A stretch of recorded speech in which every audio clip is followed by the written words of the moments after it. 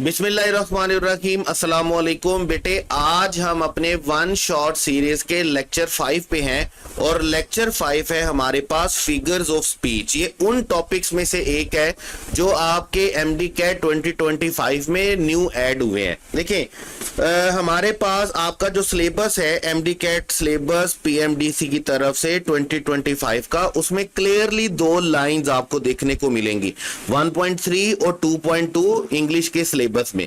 उसमें कहते हैं जी एनालाइज और राइटर और पोएट यूजेस ब्ला ब्ला ब्ला ब्ला ब्ला, और आखिरी में जाकर एक वर्ड बोलता है फिगरेटिव लैंग्वेज। ये याद रखिएगा, ये जो फिगरेटिव लैंग्वेज होती है, हम जब भी इंग्लिश लिटरेचर लिखते हैं या कोई भी इवन उर्दू लिटरेचर लिखते हैं तो उर्दू लिटरेचर की भी अपनी टर्म्स होती हैं।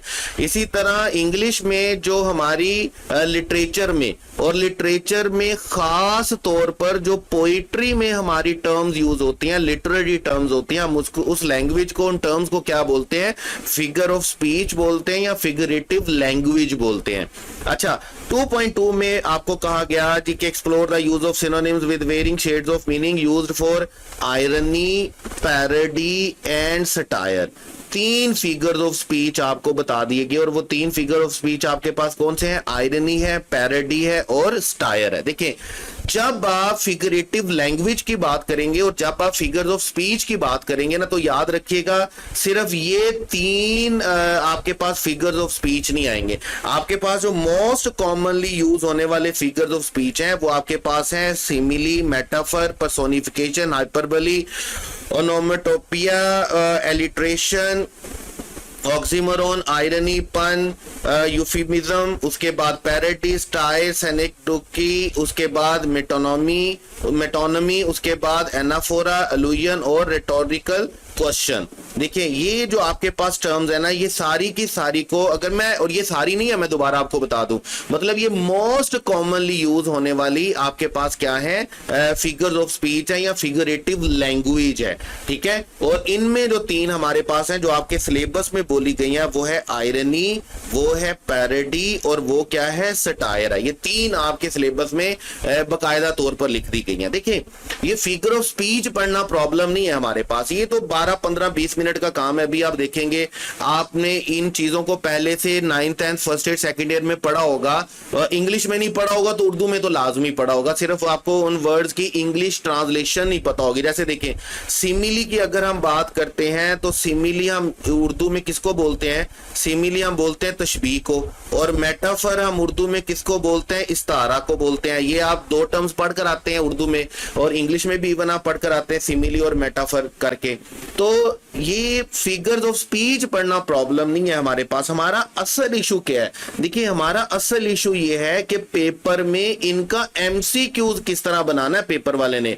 मेरे मुताबिक, मैं अपनी नाकस राय की बात करूं, अपने छोटे से एक्सपीरियंस की बात करूं, अपनी थोड़ी सी कम अकली की बात करूं, तो मेरे मुताबिक ये सिलेबस में दिया जाना किसी बोंगी से कम नहीं है। उसकी रीजन क्या है कि आप अगर बच्चों को लिटरेरी टर्म्स सिखाना चाह रहे हैं, फिगरेटिव लैंग्वेज सिखाना चाह रहे हैं, तो आपके पास एक बहुत बड़ा प्लेटफॉर्म है, first year, second year, 9th, 10th। आप वहां पर बच्चों को पोइट्री पढ़ाएं, आप वहां पर बच्चों को नॉवल पढ़ा रहे होते हैं, वहां पर ऐसे पढ़ा रहे होते हैं, तो आप वहां पर बच्चों को ये चीजें सिखा सकते हैं। एंट्री टेस्ट के लेवल में इन चीजों को सिलेबस में शामिल कर देना, मेरा ख्याल है कि ये एक जस्टिफाइड एक्शन नहीं है।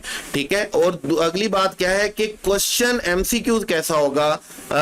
मेरे ख्याल में इसका एमसीक्यूज बनाना थोड़ा मुश्किल होगा। उसकी रीजन ये है कि इसका एमसीक्यूज बनेगा इतना आसान, हम इस लेक्चर के एंड पे कुछ एमसीक्यूज देखेंगे भी, इनका जो एमसीक्यूज है वो बनेगा इतना आसान, इतने आसान बनेंगे कि वो पहली दफा में हमारे पास सॉल्व हो जाएंगे। बहरहाल, हम क्या करने वाले हैं, हम जल्दी जल्दी से मिनिमम टाइम में मैक्सिमम करने की कोशिश करते हैं हमेशा से।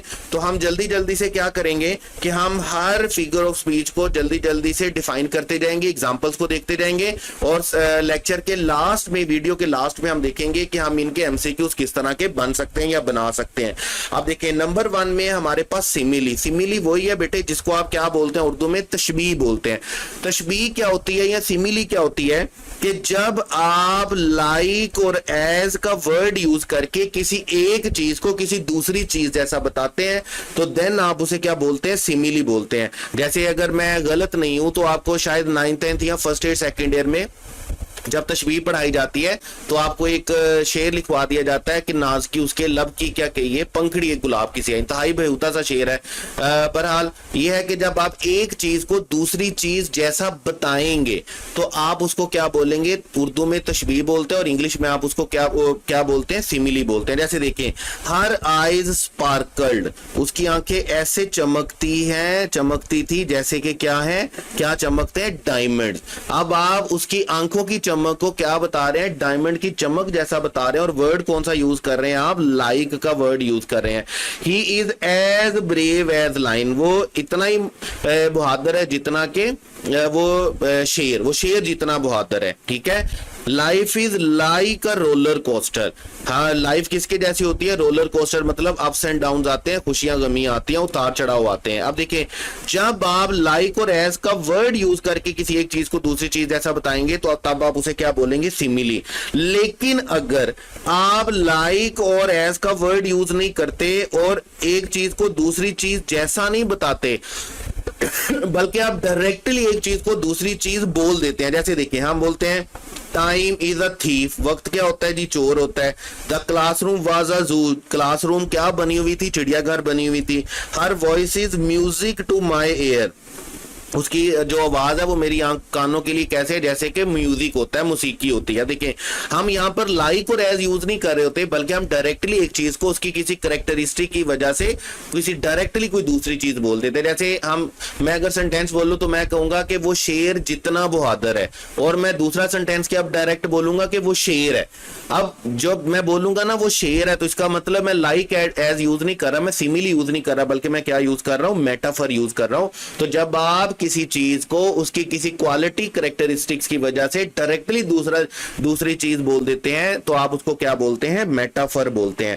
اس کے بعد نمبر 3 ہے پرسونیفیکیشن. پرسونیفیکیشن آپ پڑھ کر آتے ہیں کہ جب بھی آپ کسی نان ہیومن تھنگ کو, جب آپ کسی نان ہیومن آبجیکٹ کو, نان ہیومن تھنگ کو کوئی ہیومن کریکٹرسٹک دیتے ہیں, ہیومن کوالٹی دیتے ہیں, تو دین آپ اس کو کیا بولتے ہیں؟ پرسونیفیکیشن بولتے ہیں. جیسے اردو میں بھی ہم بول دیتے ہیں نا کہ ہم بولتے ہیں دیواروں کے کان ہوتے ہیں. اب دیواروں کے تو کان نہیں ہوتے ہیں لیکن ہم اس کو ہیومن کریکٹرسٹک دے رہے ہوتے ہیں. جیسے دیکھیں کہتا ہے جی دا stars ڈانسڈ in the night sky. اب جو ناچنا ہوتا ہے یہ ستارے تو ناچ نہیں سکتے ہیں نا, یہ تو ہیومن کریکٹرسٹک ہے, تو ہم اسٹارز کو ایک ہیومن کریکٹرسٹک دے رہے ہیں. اسی طرح اپرچونٹی نوکس ایٹ دا ڈور, جو اپرچونٹی ہوتی ہے وہ آپ کا دروازے پر دستک دیتی ہے. اب دستک دینا ایک ہیومن کریکٹرسٹک ہے. اپرچونٹی لٹرلی سچی میں آپ کے دروازے پر آ کر دستک نہیں دیتی ہے. مطلب اس کا مطلب یہ ہوتا ہے صرف کہ اپرچونٹی آپ کے پاس آتی ہے, آپ کے سامنے آتی ہے, آپ کو اپرچونٹی ملتی ہے.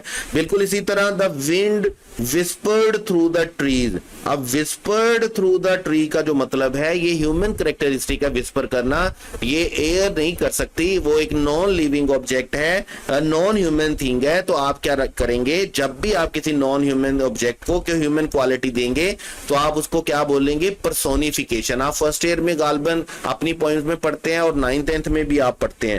اس کے بعد ہے ہمارے پاس ہائپربلی. اور ہائپربلی کو میں کیا بولتا ہوں؟ ہائپربلی کو میں انگلش میں بولتا ہوں ایک فیگریٹو لینگویج میں. جب میں اسٹوڈنٹس کو پڑھاتا ہوں تو میں ان کو بول دیتا ہوں بیٹے یاد رکھیے گا یہ ہمارے خاندان کی پھوپھی ہوتی ہے, ہمارے خاندان کی تائی ہوتی ہے, چاچی ہوتی ہے, خالہ ہوتی ہے, جن کا کام کیا ہوتا ہے؟ بات کو بڑھانا. جب آپ بات کو ایگزیجریٹ کرتے ہیں, سیکنڈ ٹرم اس کے لیے کیا ہوتی ہے؟ Exaggeration, extreme exaggeration. جیسے دیکھیں ایگزامپل دیکھیے گا, I have told you a million Times, میں نے آپ کو یہ بات 10 لاکھ دفعہ بول لی. اب 10 لاکھ دفعہ لٹرلی تو کسی نے نہیں بولا ہوتا نا, لیکن ایک بات جب آپ بار بار کہتے ہیں تو آپ اس میں اس کو ایگزیجریٹ کرنے کے لیے کہتے ہیں یار میں نے تجھے 100 دفعہ یہ بات بولی ہے, میں نے تجھے 1000 دفعہ کہا ہے, لاکھ دفعہ کہا ہے, یہ تو تجھے اثر نہیں ہو رہا. اسی طرح ہم بولتے ہیں دس بیگ ویز اے ٹن, اس جو بیگ ہے اس کا وزن کتنا ٹن ہے.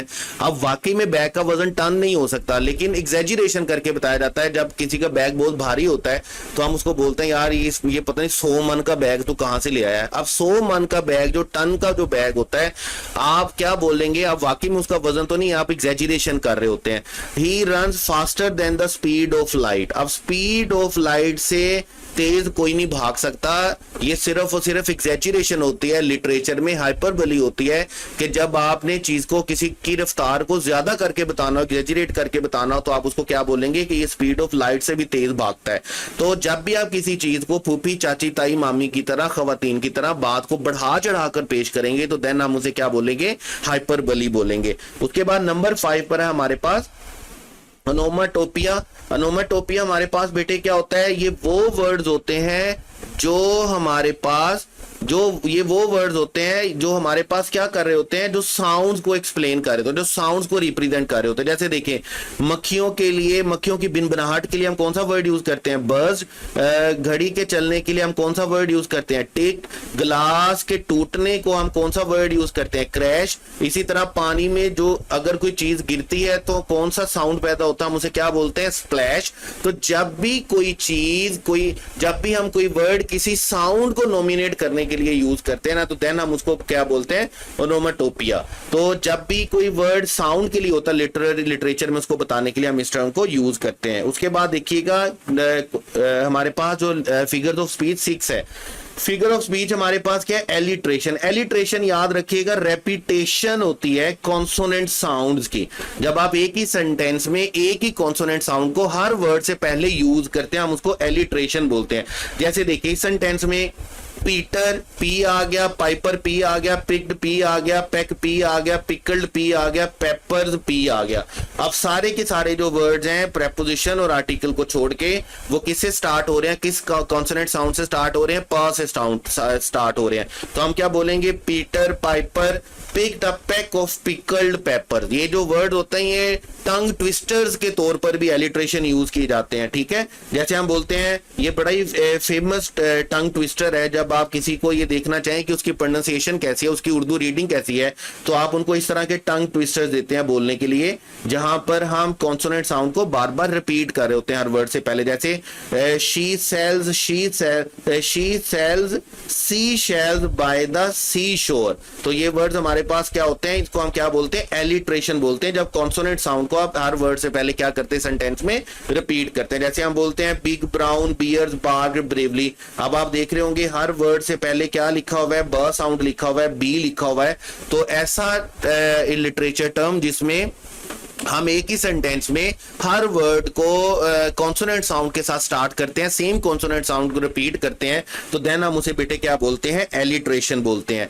उसके बाद हमारे पास है नंबर 7 पे ऑक्सीमोरोन। ऑक्सीमोरोन हमारे पास क्या होता है, ये दो कंट्राडिक्टरी टर्म्स होते हैं जो इकट्ठे आते हैं। जैसे जो खास तौर पर पंजाब के स्टूडेंट्स हैं उन्होंने द रेन पोइम पढ़ी है, और द रेन पोइम में उन्होंने एक वर्ड पढ़ा होगा स्वीट नॉइस करके।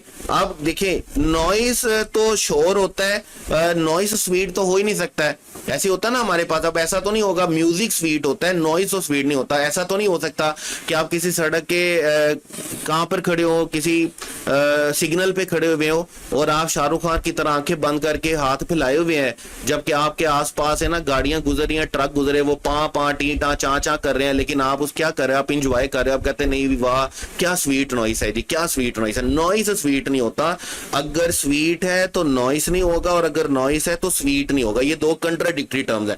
जैसे समटाइम्स होता है ना, बच्चे क्या करते हैं, बच्चे आते हैं राब्ता करते हैं कि सर मुझे ना एग्जैक्ट गैस दे दें। अब देखिए गैस का मतलब होता है अंदाजा लगाना।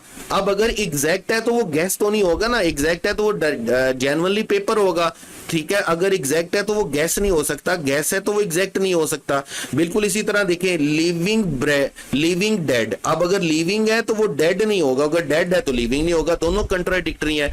मैं समटाइम्स बच्चों को बोलता होता हूं कि एक यूनिवर्सल एग्जांपल है ऑक्सीमोरोन की, जिससे आपको फौरन समझ में आ जाता ऑक्सीमोरोन कि ये क्या होता है ऑक्सीमोरोन। हम बोलते हैं जब भी कोई चीज गैस होगा ना तो वो एग्जैक्ट नहीं होगा, एग्जैक्ट होगा तो गैस नहीं होगा, स्वीट होगा तो नॉइस नहीं होगा, नॉइस होगा तो स्वीट नहीं होगा।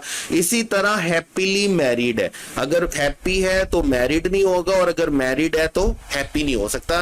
ये भी हमारे पास एक बहुत बड़ा ऑक्सीमोरोन है, जहां पर दो कंट्राडिक्टरी टर्म्स इकट्ठा आती हैं जो इकट्ठा नहीं आ सकती हैं। उसके बाद हमारे पास है नंबर 8 पे आयरनी। आयरनी क्या होता है, opposite ہوتا ہے, جو نظر آ رہا ہوتا ہے, جو بولا جا رہا ہوتا ہے, جو ایکسپیکٹ کیا جا رہا ہوتا ہے. جیسے دیکھیں ہم بولتے ہیں اب فائر اسٹیشن برنز ڈاؤن. اب فائر اسٹیشن خود ایک ایسی جگہ ہوتی ہے جن کا کام آگ بجھانا ہوتا ہے. اب اگر فائر اسٹیشن پر ہی آگ لگے گی تو ایسی سچویشن کو ہم کیا بولیں گے سچویشنل آئرنی بولیں گے, کہ ایسا ہونا نہیں چاہیے کہ فائر اسٹیشن میں ہی آگ لگ جائے لیکن فائر اسٹیشن میں آگ لگ جاتی ہے. ہم بولتے ہیں the teacher field the test. اب ٹیچر کیا ہوتا ہے, ٹیچر پڑھانے والے کو بولتے ہیں, اور اگر میں بولوں کہ ٹیچر ہی ٹیسٹ میں فیل ہو گیا تو اس کو ہم کیا بولیں گے, آئرنی بولیں گے. ایسی سچویشن جو اپوزٹ ہوتی ہے, جو کہا جا رہا ہوتا ہے, دکھایا جا رہا ہوتا ہے, یا جو بولا جا رہا ہوتا ہے, سمجھا جا رہا ہوتا ہے. اسی طرح جیسے دیکھیں او fantastic when something bad happened. جیسے ابھی ہمارے پاس ہوتا ہے نا, ہمارے پاس ایک بڑا عجیب سا سنٹینس ہوتا ہے, ہم اپنی ڈیلی لائف میں بولتے ہیں, رکشوں کے پیچھے بھی بڑا لکھا ہوا ہوتا ہے, رولتے گئے ہیں پر چس بڑی آئی ہے. اب یہ جو رولتے گئے ہیں پر چس بڑی آئی ہے, مطلب کہ جب بندہ رول گیا تو اس میں چس والی کون سی بات ہو سکتی ہے, مزے والی کون سی بات ہو سکتی ہے. اسی کوئی آئرنی بولتے ہیں کہ جب آپ اس سے اپوزٹ کیا کر رہے ہو, ریئیکٹ کر رہے ہو, جو دکھ رہا ہے, جو ہو رہا ہے, جو بولا جا رہا ہے. تو جب بھی کوئی چیز بری آپ کے ساتھ ہیپن ہوتی تو آپ اس پر اگر کہتے ہیں او فنٹاسٹک, رولتے گئے ہیں پر چس بڑی آئی ہے, تو ایٹ دیٹ ٹائم آپ کیا کر رہے ہوتے ہیں, آئرنی کی سچویشن میں ہوتے ہیں. اس کو ہم کیا بولتے ہیں, آئرنی بولتے ہیں. اس کے بعد ہمارے پاس بیٹے کیا ہے, پن. دیکھیں پن کیا ہوتا ہے, پلے آن ورڈ. جب آپ الفاظ کے ساتھ کھیلتے ہیں اور الفاظ کو چھیڑ چھاڑ کر کے بولتے ہیں نا, دین آپ اس کو کیا بولتے ہیں, پن بولتے ہیں. جیسے ہم پنجابی میں, اردو میں تو بڑا ولگر پن یوز کرتے ہیں, بہرحال انگلش میں اتنا ولگر نہیں ہو سکتا, تو انگلش کی ایگزامپل بھی اسی طرح کی سوفسٹیکیٹڈ سی ہوں گی. جیسے دیکھیں آئی واز اے بینکر, میں ایک بینکر تھا. I lost interest. اب ویسے ہم انٹرسٹ کس کو بولتے ہیں, سود کو بولتے ہیں, اور ہم انٹرسٹ دلچسپی کو بھی بولتے ہیں. تو بینکر کے لیے وہ کہتا ہے کہ میں بینکر تھا لیکن میرا انٹرسٹ لوز ہو گیا. اب انٹرسٹ کا مطلب وہ پیسوں والا انٹرسٹ نہیں ہے, انٹرسٹ کا مطلب میری دلچسپی نہیں رہی اس میں. جیسے دا math teacher had to many functions. اب میتھ کا جو ٹیچر ہے اس کے بہت سارے فنکشنز ہوتے ہیں. فنکشن تو میتھ کے ہوتے ہیں, کسی ایکویژن کے ہوتے ہیں. اسی طرح a boiled egg is hard to beat. یہ جو ابلا ہوا انڈا ہوتا ہے اس کو جو پھینٹنا ہوتا ہے وہ بڑا مشکل ہوتا ہے, کیونکہ وہ پھینٹا نہیں جا سکتا کیونکہ وہ ہارڈ ہو چکا ہوتا ہے. تو پن کیا ہوتا ہے, جب ہم الفاظ کے ساتھ کھیلتے ہیں, ہم ایک ورڈ بولتے ہیں جبکہ ہمارا میننگ کچھ اور ہوتا ہے, ہم اس کو کیا بولتے ہیں, پن بولتے ہیں. اس کے بعد ہے یوفیمزم. یوفیمزم ہمارے پاس بیٹے کیا ہوتا ہے کہ ہم پولائٹ اور مائلڈ ایکسپریشن یوز کرتے ہیں انسٹیڈ آف ہارش ایکسپریشن. جیسے دیکھیں ہم بولیں گے ہی پاسڈ اوے, ہم ڈائیڈ لکھنے کی بجائے, مرنے کی بجائے ہم بڑا سوفسٹیکیٹڈ سا ورڈ یوز کرتے ہیں کہ ہی پاسڈ اوے, وہ دنیا سے چلا گیا. بالکل اسی طرح شی از بٹوین جاب. اگر آپ نے کسی کو جاب لیس کہنا ہے یا آپ نے کسی کو ان امپلائڈ کہنا ہے تو یہ شاید ورڈ اس کو تھوڑا دکھے گا, ایسے ہی ہوگا نا, اس کے لیے ہارش ہوگا. لیکن اگر آپ اس کو تھوڑا سا سوفسٹیکیٹڈ پولائٹ یا مائلڈ ایکسپریشن دینا چاہ رہے ہیں تو آپ اس کو کیا بولیں گے کہ شی is between job. Between job کا مطلب کہ اس نے ایک جاب چھوڑی ہے اور وہ اگلی جاب کی تلاش میں ہے. اسی طرح جیسے ہم ورڈ بول دیتے ہیں سینئر سٹیزن. جیسے ہمارے پاس ہوتا ہے نا کہ ہم ڈسیبلڈ کے لیے ڈسیبل لوگوں کے لیے کیا ورڈ یوز کرنا شروع ہو گئے ہیں, اب ہم بولتے ہیں اسپیشل. ہم ڈسیبل پرسن نہیں بولتے, ہم کیا بولتے ہیں, ہم ڈسیبل چائلڈ نہیں بولتے, ہم کیا بولتے ہیں, اسپیشل چائلڈ. تو جب بھی آپ کسی ہارش ایکسپریشن کے لیے پولائٹ اور مائلڈ ایکسپریشن یوز کرتے ہیں تو آپ اس کو کیا بولتے ہیں, یوفیمزم بولتے ہیں. اس کے بعد ہے ہمارے پاس بیٹے نمبر 11 پیروڈی. پیروڈی کیا ہوتا ہے, آپ اس بات کو اچھے طریقے سے سمجھتے ہیں کہ ہیومرس امیٹیشن ہوتی ہے. جب بھی آپ کسی کو کاپی کرتے ہیں, جب آپ کسی کو امیٹیٹ کرتے ہیں فنی وے میں, آپ اس کی نقل اتارتے ہیں, تو دین ہم اسے کیا بولیں گے, پیروڈی بولیں گے. Scary movie, mocking a horror film, a cartoon of politician giving سلی اسپیچز, اور اے YouTube اسکٹ copying a famous singer. Famous singer میں جیسے فرض کریں اگر آج آپ اپنی ویڈیو بناتے ہیں اور آپ राहत फतेह अली खान की नकल उतारते हैं, ठीक है, जो एक लेजेंड आदमी है, तो देन हम उसे क्या बोलेंगे कि आप क्या कर रहे हैं, पैरोडी कर रहे हैं। हम स्कूल में, कॉलेजेस में, यूनिवर्सिटीज में ये वर्ड आम सा यूज होता है पैरोडी, जब आप किसी को इमिटेट करते हैं, कॉपी करते हैं इन अ फनी वे, तो हम उसको क्या बोलते हैं, पैरोडी बोलते हैं। उसके बाद होती है सटायर। देखिए सटायर हमारे पास क्या होता है, तंज होता है, तनकीद होती है, ठीक है।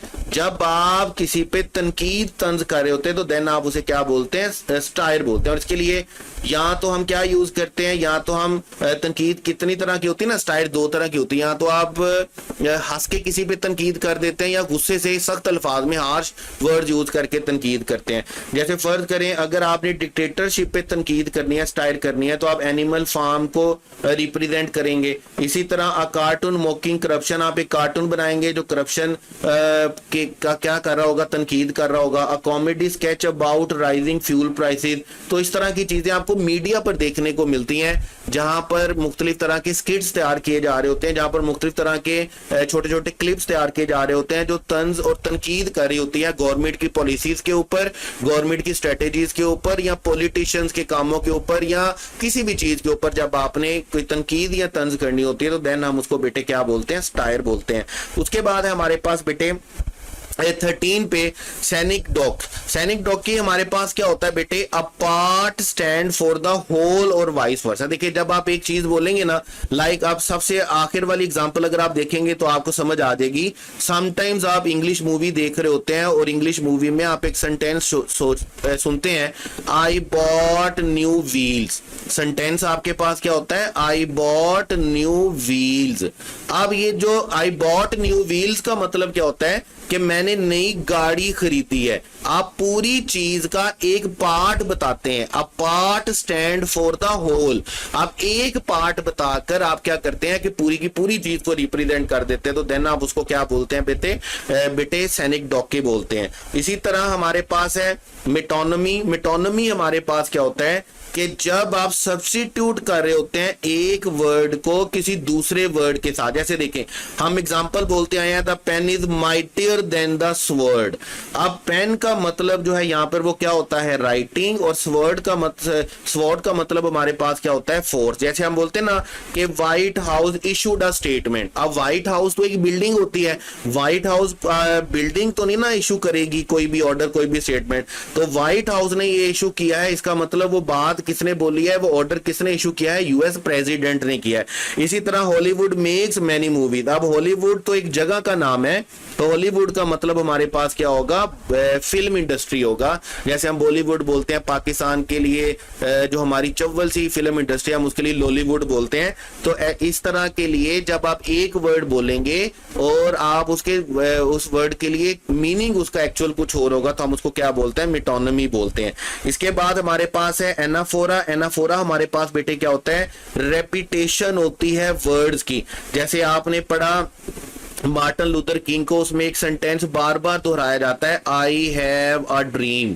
आई हैव अ ड्रीम कैसा होगा, आई हैव अ ड्रीम ऐसा होगा, आई हैव अ ड्रीम ऐसा होगा। जैसे देखिए मैं सेंटेंस बोलता हूं, Allah was one, Allah is one, Allah will be one. Allah एक था, अल्लाह एक है, और अल्लाह एक ही रहेगा, ठीक है। अब मैंने एक ही बात को क्या किया, रिपीट किया। जैसे देखिए मैं एग्जांपल देखिएगा, आई केम, आई सा, आई कंकर्ड, ये बड़ा मशहूर डायलॉग है। इसी तरह हमारे पास है every day, every night, in every way. अब ये भी हमारे पास क्या रेपिटेशन चल रही है, we shall fight on the beaches, we shall fight on the landing ground, we shall find on the waters, we shall find on the mountains, we shall fight on ground in air. अब जितना जितना आप इसको repeat करते जाएंगे, इसको हम क्या बोलते जाएंगे, एनाफोरा बोलेंगे। रेपिटेशन होती है जब आप एक ही स्टेटमेंट को बार बार रिपीट करते हैं अपने डायलॉग के साथ, उसके तवाजन में, प्रोपोर्शन में, देन हम उसको क्या बोलते हैं, एनाफोरा बोलते हैं। उसके बाद नंबर 16 है अलुयन। अलुयन हमारे पास बेटे क्या होता है, जब आप एक किसी भी फेमस पर्सन या इवेंट का क्या कर रहे होते हैं, रेफरेंस दे रहे होते हैं, ठीक है। मतलब फर्ज करें अगर आपके सामने कोई बड़ा सियाना बनने की कोशिश करे और आप उसको करें यार बह जा तू एडा न्यूटन, बह जा तू एडा आइंस्टाइन, ठीक है। मेरे पंजाबी में हम बोलते हैं ना बह जा तू एडा आइंस्टाइन, बह जा तू एडा वड्डा, तू वैसे कोई खातून बड़ी सियानी बनो तो एडी तू आपदा परवीन, एडी तू कुदसिया बनो। अब ये जो वर्ड होता है ना, ये हम पर्सन या हिस्ट्री या इवेंट या वर्क का क्या कर रहे होते हैं, रेफरेंस दे रहे होते हैं। उसको हम क्या बोलते हैं, उसको हम क्या बोलते हैं, अलूजन बोलते हैं। जैसे देखें, कहता है जी this place is like the garden of Eden, ये जगह जो है ना ये जन्नत के बागों में से एक बाग है। इसी तरह कहता है जी he is a real Romeo, वो रोमियो बन जाता है जब वो खवातीन के दरमियान में होता है। डेट राइज इन, अब रोमियो देखे ना हमारे ज़हन में करेक्टर बना हुआ है रोमियो का, हमारे ज़हन में जन्नत के बागों का एक नक्शा खींचा हुआ है, तो हम उस रेफरेंस को यूज कर रहे होते हैं, इस बैकग्राउंड नॉलेज को यूज कर रहे होते हैं। पेंडोरास बॉक्स आपको पाकिस्तानी मीडिया में बारहा सुनने को मिला होगा, ये भी एक हिस्टोरिक रेफरेंस है पेंडोरा बॉक्स, जिसमें से डिफरेंट बड़ी बड़ी चीजें सामने आती हैं, एक्सपोज होती हैं, हम उसको क्या बोलते हैं, पेंडोरा बॉक्स बोलते हैं। तो इसको हम क्या बोलेंगे, अलूजन। उसके बाद लास्ट में हमारे पास रेटोरिकल क्वेश्चन। रेटोरिकल क्वेश्चन ऐसा क्वेश्चन होता है जिसका आप आंसर नहीं जानना चाह रहे होते, क्योंकि उसका आंसर यस और नो दोनों में ही हो सकता है। जैसे देखें, हु डजंट लव फ्रीडम, ठीक है, हु डजंट लव फ्रीडम का मतलब क्या है कि अगर आप कहेंगे हाँ तो फिर भी आंसर सेम है, ना तो फिर भी आंसर सेम है, मतलब हाँ ना में कोई आंसर नहीं आप इसका तलाश कर सकते। इसी तरह हम बोलते हैं इज रेन वेट, अब रेन वेट है, इसका आंसर आपको पूछने की भी जरूरत नहीं है, रेन वेट ही होती है। ये ऐसे क्वेश्चन होते हैं, कोई भी ऐसा क्वेश्चन जो कोई भी आंसर की तलाश में नहीं पूछा जाता, बल्कि एक टशन के लिए, फ्लेक्स मारने के लिए पूछा जा रहा होता है। तो लिटरेरी लैंग्वेज में फ्लेक्स मारने के लिए जो क्वेश्चन पूछा जा रहा होता है हम उसको क्या बोलते हैं, रेटोरिकल क्वेश्चन बोलते हैं। जैसे हम बोलते हैं कैन मनी बाय हैप्पीनेस, तो बिल्कुल ऐसा जी, मनी सारा कुछ खरीद सकती है, पैसों से आप खुशी गमी सारा कुछ खरीद सकते हैं, गमी तो खरीद ही सकते हैं, खुशी भी जहां से मर्जी खरीद सकते हैं। तो रेटोरिकल क्वेश्चन हमारे पास एक ऐसा क्वेश्चन होता है जिसका आंसर अंडरस्टूड होता है, जिसका क्वेश्चन आंसर आप पूछना नहीं चाह रहे होते, एम ही आप अपने फ्लेक्स मारने के लिए वो क्वेश्चन लिटरेचर में शामिल करते हैं। अब ये तो हो गया हमारे पास वन बाय वन सारी के सारे फिगर्स ऑफ स्पीच। अब असल बात यह है कि क्वेश्चन कैसे बनना है, इसका असल फड्डा जो हमारे पास है कि इसका एमसीक्यू हमारे पास किस तरह बनना है। तो एमसीक्यू के लिए मैंने क्या किया, मैंने कुछ क्वेश्चन आपके सामने लिखे हैं कि पेपर में अगर एमसीक्यू इनमें से बनता है तो इस तरह का एमसीक्यू बनेगा, और आप देखेंगे कि फौरन से पहले आप इसको सॉल्व कर लेंगे। देखिए मैंने क्यों कहा कि मेरे ख्याल में फिगर ऑफ स्पीच को पेपर में शामिल करना एक बोंगी है। बोंगी क्यों है कि इसका जो एमसीक्यू बनेगा वो इतना आसान बनेगा, इनके जो एमसीक्यूज बनेगा वो इतने आसान बनेंगे कि वो इजी टू अटेम्प्ट होंगे। बच्चा पहली दफा पढ़ने से ही क्या करेगा, बच्चा पहली दफा पढ़कर ही क्या करेगा, उसको उसका आंसर पता चल जाएगा। जैसे अगर उसने ये फिगर्स ऑफ स्पीच को पढ़ा होगा, जैसे देखें सेंटेंस चलता है, the world is a stage and we are all actors. अब वर्ल्ड को क्या बताया जा रहा है, स्टेज, और हम सबको क्या बताया जा रहा है, एक्टर्स बताया जा रहा है। ऐसा नहीं कहा जा रहा, लाइक और एज का वर्ड यूज नहीं किया गया। मतलब अगर ये सेंटेंस इस तरह होता, the world is like a stage and we are all like actors, अगर इस तरह होता तो हम इसको क्या बोलते कि ये सिमिली है। अभी डायरेक्ट वर्ल्ड को क्या बोल दिया गया है, स्टेज, और डायरेक्ट हमें क्या बोल दिया गया है, एक्टर। तो हम क्या बोलेंगे, ये सेंटेंस जो एग्जांपल है किस चीज की, मेटाफर की। जब आप किसी क्वालिटी या कैरेक्टरिस्टिक की वजह से एक चीज को दूसरी चीज डायरेक्टली बोल देते हैं तो देन हम उसे क्या बोलते हैं, मेटाफर बोलते हैं। सेकंड सेंटेंस देखिएगा, her smile was as bright as. जब आप एज प्लस एज यूज करके किसी एक चीज को दूसरी चीज जैसा बताते हैं, जैसा हम कहते हैं कि उसकी स्माइल इतनी ब्राइट है जितना कि सन, तो हमने एज प्लस एज यूज किया। यहां हम लाइक यूज करते हैं, तो हम समझते हैं कि जब आप लाइक और एज यूज करके किसी एक चीज को उसकी किसी कैरेक्टरिस्टिक क्वालिटी की तरह दूसरी चीज जैसा बताएंगे तो देन आप उसे बेटे क्या बोलेंगे, सिमिली बोलेंगे। उसके बाद सेंटेंस थर्ड देखिएगा, क्वेश्चन थर्ड देखिएगा, the leaves dance in the wind. अब लीव्स जो हैं वो डांस नहीं कर सकते, वो मूव जरूर करेंगे, लेकिन डांस क्या होता है, एक प्रॉपर प्लान्ड मूवमेंट होती है। और ये जो प्रॉपर प्लान्ड मूवमेंट होती है ना, ये कोई नॉन ह्यूमन थिंग की तरफ से नहीं हो सकती, नॉन ह्यूमन थिंग की तरफ से नहीं होगी, बल्कि एक ह्यूमन करेक्टरिस्टिक है जो आप बिल्कुल अपनी मूव्स को, अपनी हरकतों को प्लान करते हैं और बड़ी नपी तुली अंदाज में जब हरकत करते हैं तो देन हम उसे क्या बोलते हैं, डांस बोलते हैं, डांस बोलते हैं। तो हवा जो है वो डांस, हवा में पत्ते जो है वो डांस नहीं कर सकते, तो इसका मतलब हमने एक नॉन लिविंग थिंग को यानी कि नॉन ह्यूमन थिंग को ह्यूमन करेक्टरिस्टिक दिया है, तो हम इसको बेटे क्या बोलेंगे, पर्सोनिफिकेशन। नॉन लिविंग नहीं, नॉन ह्यूमन को ह्यूमन करेक्टरिस्टिक दी है, तो देन हम उसे क्या बोलेंगे, पर्सोनिफिकेशन, क्योंकि लिविंग जो लीव्स हैं वो लिविंग तो है ही। उसके बाद देखिएगा नंबर 4 पे, I am so hungry I could eat a horse. अब देखिए वो कहता है मैं बहुत, मुझे भूख लगी हुई, मैं घोड़ा भी खा सकता हूं। अब घोड़ा खाने का मतलब दो मतलब बनते हैं। नंबर 1 कि मुझे एक इतनी भूख लगी हुई है कि मैं कोई ऐसी चीज भी खा सकता हूं जो मुझे अलाउ नहीं है खाना, मतलब मैं खाता नहीं हूं, वो कभी भी हमारे खाने का हिस्सा नहीं रहता, लेकिन अगर इस टाइम मेरा भूख से ऐसा बुरा हाल है कि अगर मुझे कोई ऐसी चीज भी मिलेगी ना तो मैं खा जाऊंगा। और नंबर 2 हॉर्स कहने का मतलब क्या है कि मुझे इतनी ज्यादा भूख लगी हुई है कि मैं इतनी ज्यादा क्वांटिटी में खाना खा सकता हूं। अब दोनों के लिए आपने क्या किया है, आपने बात को बढ़ा चढ़ा कर पेश किया है, तो इसको हम बेटे क्या बोलेंगे, हाइपरबली बोलेंगे। जब आप किसी भी बात को बढ़ाते हैं, एग्जैजरेट कर देते हैं, तो देन हम उसको क्या बोलते हैं, हाइपरबली बोलते हैं। उसके बाद लास्ट सेंटेंस देखिएगा, the silence was so loud. अब जब साइलेंस है तो साइलेंस लाउड कैसे हो सकती है, ठीक है, तो अब लाउड है तो फिर साइलेंस नहीं हो सकता, क्योंकि शोर, हम ऐसा तो नहीं, बस साइलेंस का मतलब खामोशी होता है, लाउड का मतलब शोर होता है, तो हम कहते हैं the silence was so loud, ऐसा तो बिल्कुल भी पॉसिबल नहीं हो सकता। तो एक्चुअल में हमने दो कंट्राडिक्टरी टर्म्स को इकट्ठा लिखा, जिसको बेटे हम क्या बोलते हैं, ऑक्सीमोरोन बोलते हैं। मेरी अपनी समझ के मुताबिक, अपनी सोच के मुताबिक अगर पेपर में ये फिगर्स ऑफ स्पीच में क्वेश्चन बनता है, लेकिन मेरी पहली राय ये है कि क्वेश्चन बनना नहीं चाहिए है, इनमें से क्वेश्चन आना नहीं चाहिए, ये बोंगा तरीन क्वेश्चन होगा अगर पेपर में बनता है, और पेपर बनाने वाला कोई बोंगा तरीन आदमी होगा अगर इस क्वेश्चन को पेपर में शामिल करता है। बहरहाल इस क्वेश्चन को पेपर में शामिल करता है। बहरहाल हमारे पास फिगर ऑफ स्पीच के जो स्पीच हैं वो हमारे पास 17 हैं जो मैंने आपको बताया, 1 बाय 1 आपने इनको पढ़ लेना है, समझ लेना है, एग्जाम्पल देख लेनी है, जहन में बिठा लेना है, और इनके जो पॉसिबल एमसीक्यू जिस तरह बन सकते हैं वो भी मैंने आपको एक टच दे दिया। आपको इसके लिए कोई बहुत ज्यादा प्रैक्टिस करने की जरूरत नहीं है, सिर्फ ये जो फिगर्स ऑफ स्पीच है उनको एक दफा अच्छे तरीके से याद कर लें, रट्टा मार लें, उन टर्म्स को जहन में बिठा लें, कोई ज्यादा मुश्किल नहीं होगा। अगर पेपर में क्वेश्चन आ भी जाता है, वैसे मेरी ख्वाहिश के मुताबिक, मेरी मर्जी के मुताबिक, मेरे नॉलेज एक्सपीरियंस के मुताबिक इसका क्वेश्चन नहीं आएगा, क्वेश्चन नहीं बनेगा। अगर बन भी गया तो इसी तरह का आसान तरीन क्वेश्चन होगा जो आप पहली दफा में ही सोल्व कर लेंगे। आज के लेक्चर के लिए इतना ही। फिर भी अगर कोई चीज समझ में नहीं आई हो, कोई चीज पल्ले नहीं पड़ी हो, तो भंगी चरसी नशई बन के बैठे नहीं रहना है, पूछ लेना है, मैसेज कर लेना है, डिस्कशन कर लेनी है। मैं बिल्कुल भी नाराज या परेशान नहीं होता इस बात पर कि जब कोई बच्चा मुझसे क्वेश्चन पूछता है। I am always available for my बेटीज एंड बेटास। Wish you all the best. Allah Hafiz.